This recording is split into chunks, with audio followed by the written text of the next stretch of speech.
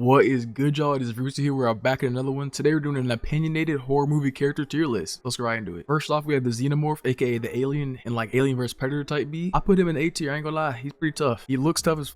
They have cool abilities. Their tail is long and can attack motherfuckers and impale them. Their blood is like acid. They just melt stuff. They have a second mouth type beat and it looks freaky as hell. They can implant aliens in your stomach to reproduce. They're all black and opium, bro. I'm telling y'all, these motherfuckers are tough. Next up, we have modern Chucky, modern day Chucky. I put his dumb ass in D tier. He's terrible, bro. In my opinion, they kind of took away the one thing that made Chucky one of the best horror movie characters and made it worse, if that makes sense. He's a very big utilizer of his surroundings. Like in the earlier movies, Chucky would murk people with like sewing machines, factory machinery, yardsticks, anything pretty much that he could find. But they made this Chucky similar. They just made it a lot worse. He can control like the house and stuff and like electronics around the house connected to the Wi-Fi, I guess. But to me, this is kind of dumb because the vast majority of the population doesn't have that. Like they don't have their house hooked up on Wi-Fi, at least to that extent. I guess it was more like futuristic, but still. And he just wasn't as brutal as Chucky usually could be when he uses his surroundings, like the demon he used to be. So that's D tier. Next up, we have the Crooked Man. He's from Conjuring 2. He's S tier to me, bro. He's one of the coolest people on this list, in my opinion. Yeah, he's from Conjuring 2. It's like the only place I've ever really seen him, I believe. And I think he just looks really cool. I don't know too much about the lore behind him, but I'm pretty sure he's a demon of some sort. And him and the nun are actually the same demon, if I remember correctly. His introduction was tough, like the song, like his jump scares was tough. When he was talking, he's like, it's pretty much a play on the word crooked. Like it's tough because like one of the scenes I remember the most from the Conjuring 2, I can't remember if it was the first time he was introduced or the second time, but regardless of that. So in the scene, the boy hears something from where he was sleeping. He's sleeping in the living room with his family and he hears something, like I guess outside next to like the glass sliding door. And there's a dog that's standing next to the door growling at it. He knows something there too. The boy opens the door and then homeboy, aka the Crooked Man, transforms himself from the growling dog into the Crooked Man. It kind of like shows you he just let himself in pretty much, but through the dog. And I think the boy technically let him in because I don't think he definitely wasn't inside the dog at first. You know what I'm saying? Because it's like right as the door opens, you kind of hear his presence enter and he just starts transforming. It's pretty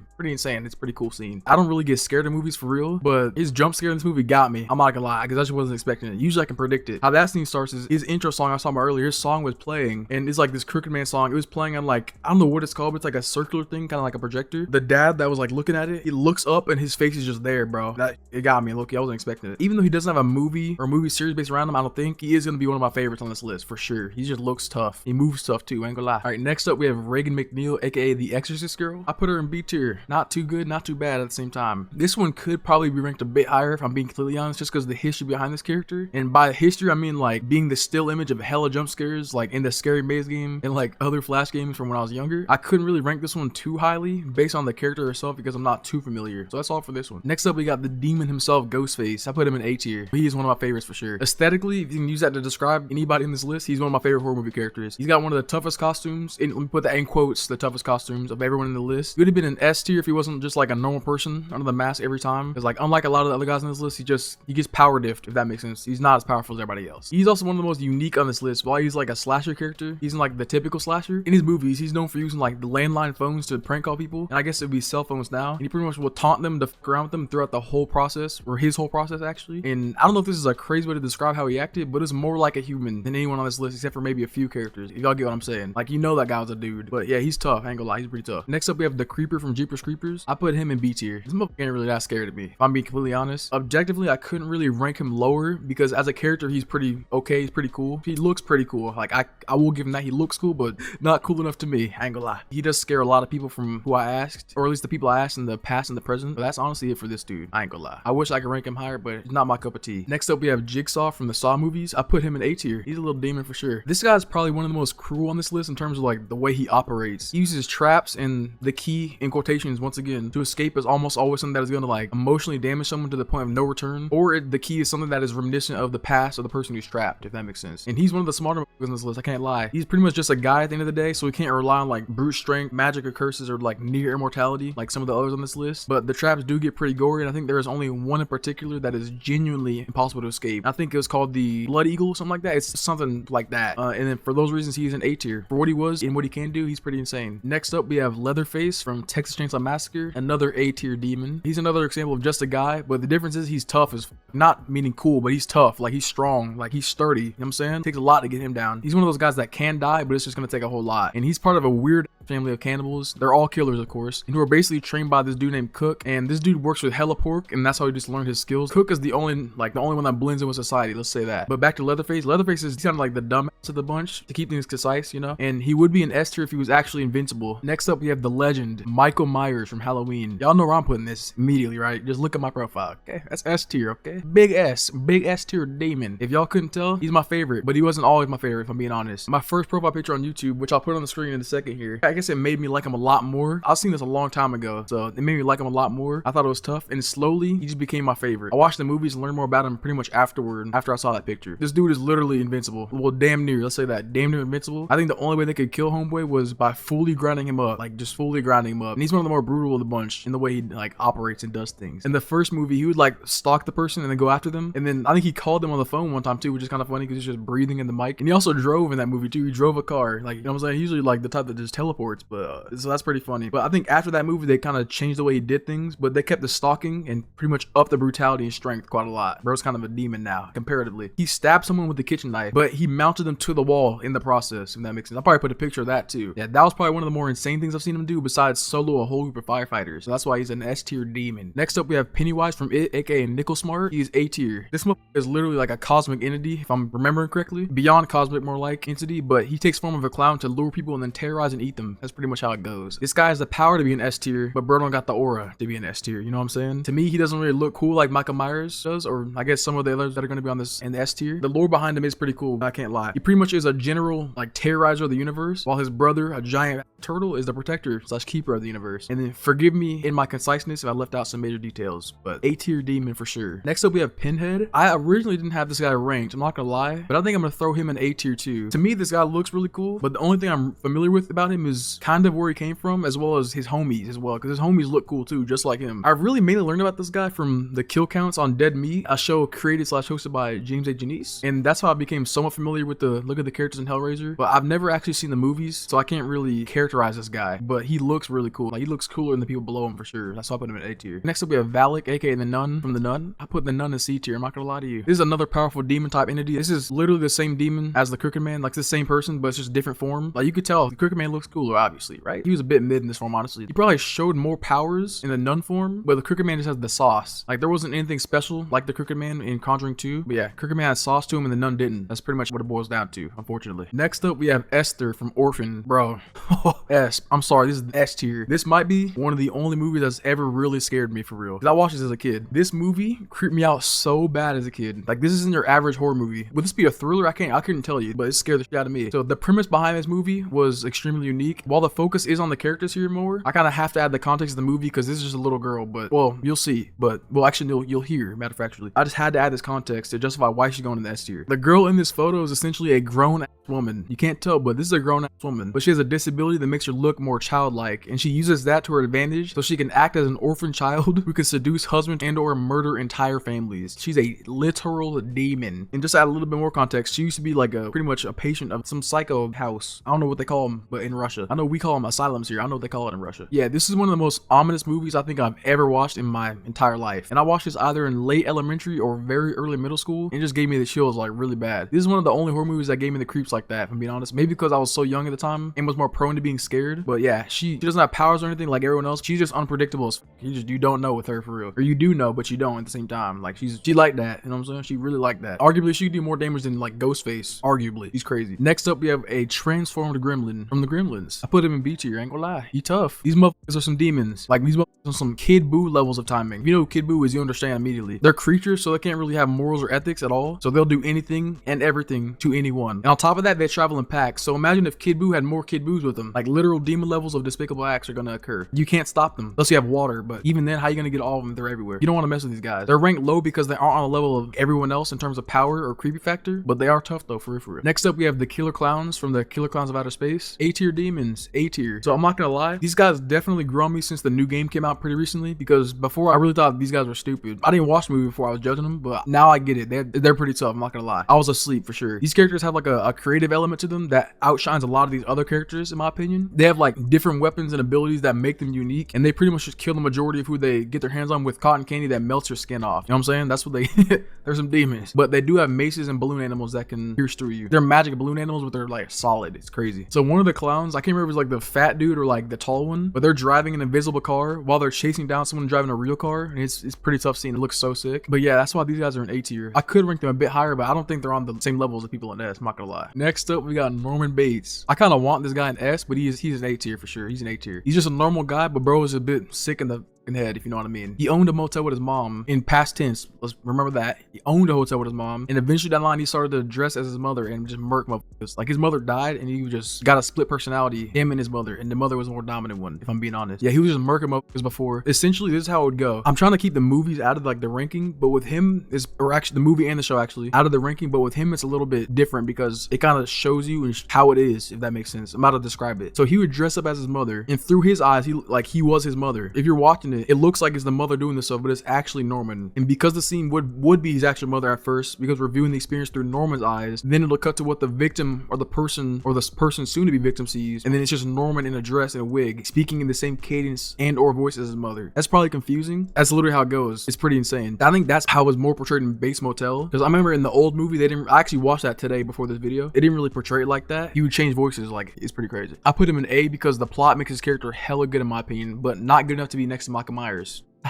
Next up, we have Annabelle, the Annabelle doll from Annabelle. I put that C tier. She's based off of a real Raggedy Ann doll that is supposed to be possessed by a girl named Annabelle, and I don't think she has powers in the real life version of the doll, but in the movie she does, and it gets a little bit creepy. But that's kind of it, if I'm being honest. She's a possessed doll that moves when you aren't looking or are looking, and he can control visible objects because she's like telepathic. And this one might be biased, but she ain't really like special to me for real, because just look at everybody else on this list and then compare that. Next up, we have the Babadook from the Babadook. He's B tier. I don't know if I could classify this as a demon or not, but what this character is a manifestation of certain emotions, specifically depression and grief, I believe. This character does look creepy as f. Don't get me wrong, this character is creepy as but it technically is harmless if you learn to live with it and are struggling to live with it, which is why it's ranked this low. Like, if this motherfucker was more lethal, he'd be easily A or S, easily, but he's not. That's why he's ranked at B. But he's tough. He is tough as nails. Let me put that, you know what I'm saying? I like this guy. Next up, we have the Candyman, aka King Aura, A tier.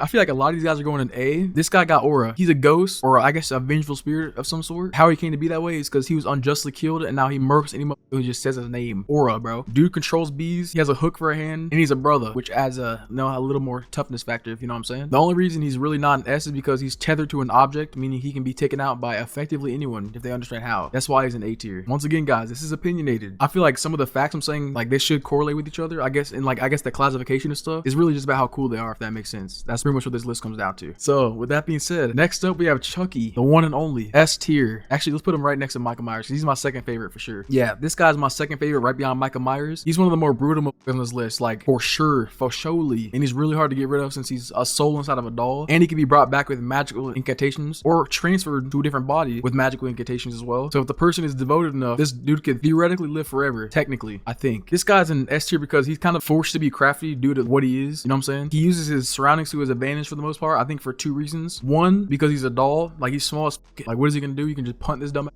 And two, because he usually uses his surroundings to play into what he does, if that makes sense. The two kills I remember the most because they creeped me out when I was a kid, like a lot, were in Child's Play 2. So the first one dealt with Andy's teacher. Pretty much Chucky witnessed her being a bit of a rude lady to Andy regarding like a spelling test or something along those lines. So I think Chucky wrote in it, but you know, it was like under Andy's name, so she thought it was Andy. And so Chucky lured this teacher into a closet and essentially just like f***ed around with her until she finally finds him behind like this rack of clothes. And then homie stabs her with an air pump and pumps it to create distance. Then he starts beating her with a yardstick. The scene was brutal, bro. Like the sound effect, the scene was brutal. I think the teacher must have used the yardstick on Andy or something, but I can't remember. I think that's why he used the yardstick. It's pretty much like a spanking. To describe it, that's what it was, but they killed her. The second scene I remember, so Chucky was hunting Andy down in like the toy factory where they made the good guy dolls, but the factory worker just happened to be there too, like just happened to be there unfortunately, and became a side quest for Chucky essentially. So this one stuck with me the most, and it's not even close because Chucky stops the machine to make the worker think that it malfunctioned or something. So the worker climbs up into the machine, like specifically in the part where the eyes are put into the dolls. He crawls under the machine backwards and lays right under it. Chucky jumps out in front of the guy and startles him. He smacks him in the face with the butt of the knife. Then Chucky turns the machine on and like the doll eyes get inserted in the worker's eyes. It stuck with me so bad. I was like, bro, I was like, is this possible? That's pretty much what I was thinking. It stuck with me till this day. And now I'm not scared of it anymore. But when I was a kid, that shit made me believe like this could really happen. Scared the shit out of me, I ain't gonna lie. I won't even lie to you, okay? So that's why it's an S tier. Bro's a demon. He's insane. So next up we have between the Grudge or the Ring Girl, because I think they're the same. I think they're the same type of ghost. Forgive me if I pronounce this incorrectly. Onryo, it's spelled O-N-R-Y-O. Let's just put that out there. That's what they're classified as. I'll put her in B tier. So I'm not as familiar with this character as some of the others on this list, but I know she's lethal as f. She's lethal. Like, so she kills people with her hair, and she's basically a ghost. But like I said, it's classified as an onryo. An onryo is a ghost from a Japanese urban legend. Yeah, I don't remember the movies too much, but I do remember when I was a kid on like the old YouTube when it was just you could put anything up. There were these videos some friends that I would watch at times, and there would just be a guy talking and recording his house, but the Grudge would show up as the camera would like pan quickly to a different part of the room, so you wouldn't see her fully, but you see her as you pass by, if that makes sense. If I can find a video like that, I'll show you, but it was old. I really don't know if I will be able to. But yeah, I would rank her higher, but I don't believe she's on the level of the others, you know what I'm saying? Like, in terms of coolness. Next up, we have Mr. Aura number 2, Jason Voorhees from Friday the 13th series. S tier demon, once again. This absolute legend. He used to be my number 1 for the longest time. Since the Friday the 13th game was so good, I know y'all remember that. That was one of the best experiences ever in terms of like proximity chat horror. It was so good, but now we can't play anymore. Pretty much as the years went by, he moved down a couple spots. That's just how it goes down, you know what I'm saying? So this guy is almost invincible. Like, he's damn near invincible. And even though he started off as a human being, he's pretty much driven by his dead mother, and she won't let him die because he has to get revenge for her. It doesn't matter who it is, honestly. He's just getting revenge on everybody. And he has the same aura as Michael Myers, except Michael's a little bit more of a demon. Michael's a little bit more evil. But yeah, I can't help but rank this guy highly because he created a lot of good times for me, both with the game and with the movies. The most like memorable scene for me from the movies is from Jason Goes to Manhattan, where he was like, well, he wasn't boxing, but one of the guys named Julius, he was boxing him, and Julius was the only motherfucker to really ever step up to homie, except for Tommy Jarvis. So he was giving him free 6-piece combos with a large Sprite to go, and then Jason just uppercuts him, and his head just goes flying off. Pretty much, that's how it goes. This one kind of stuck on me too. Another scene, like he stuffed somebody, like a businessman, I'm pretty sure if I remember correctly, in a barrel of waste of some sort. That was just it. But that was kind of disgusting to me. I think that's why I remember it. But yeah, this guy is one of my favorites, and he might low-key be tied with number 2 for Chucky. Might low-key, like on the lowest of keys. Next up, we got Leprechaun. F, dude. This is definitely biased, okay? Because I actually like this guy. He's an evil motherfucker.